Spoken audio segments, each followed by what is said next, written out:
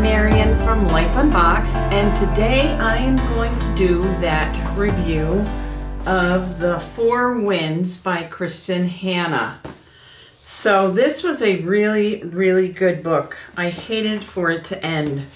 I really did. Not that big of a book. It took me about 2 weeks.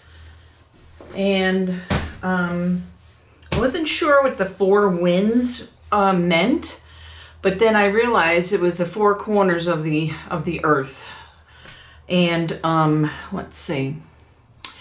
It is about a family struggle in the Depression area. And it was they lived in the Dust Bowl of America, which was, I think, Arkansas at the time. Elsa Walcott was her name. She's the main character. And she was a very tall, awkward girl who had rheumatic fever as a teenager. So that being said, her parents, or her mom and her dad, they were affluent. Those people were very affluent. And they made her think that she could not do anything, that she was not pretty, that she was not shapely, that she could never do anything or be anything the way she was because of her rheumatic fever. And they wouldn't let her dress like normal teenagers dress. They just had her in just straight clothing, you know, sandals or shoes that were like orthotic shoes. So at 25 years old, she had it. And so she went out and bought herself a skein, I guess it's called, of material that was red silk. I think it was red. Yeah, red silk at the general store. She was able to use a sewing machine, so that was good. That was one thing that she had going for her. So she made herself a very slinky red dress. And I think she bought high heels. No, it doesn't say whether she had high heels or not, but probably did. And she went out looking for some fun. She has 25 years old and she hadn't had any fun. So she went out, she looked for fun. She found a guy. He wooed her and told her how beautiful she was. And she, was like never been told that before. So she ended up getting pregnant. So he, being of good character, married her. So he did not love her. She was in love with him, of course, because that was her first guy. And so they ended up moving into his family's house and farm. And that's where she learned everything she needed to learn. And she learned that she was a strong woman and that she could do things and that she could get things done. And they went through hell, literally. And so she had,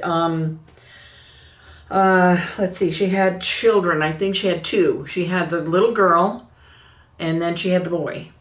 And her husband, they had a really hard time on this farm when the winds came and the dust came, and the dust would pile up like a snowbank outside the house. Excuse me.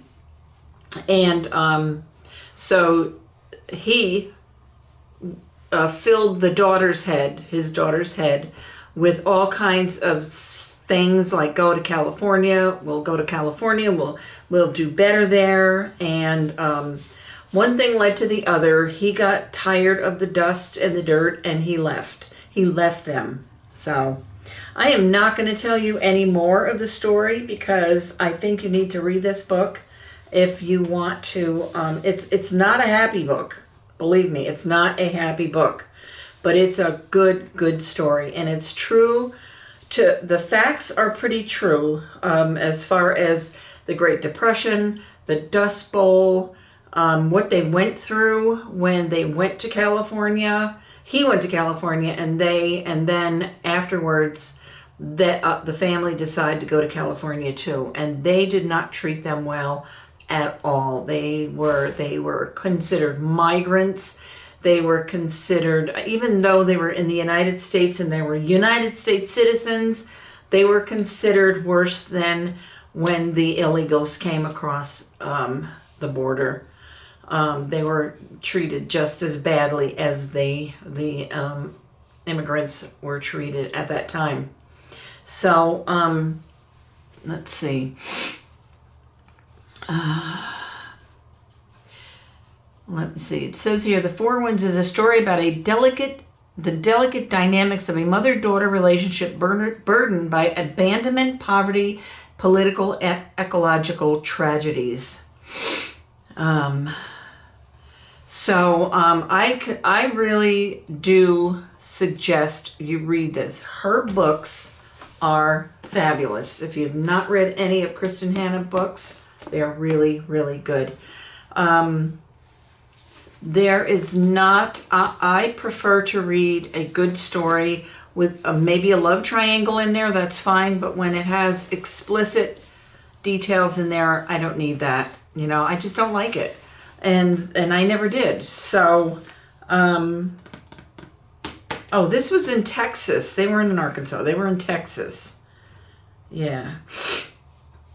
And the drought threatened her and her community and her family. Yeah, it was a really good book. So I suggest you read it if you want to.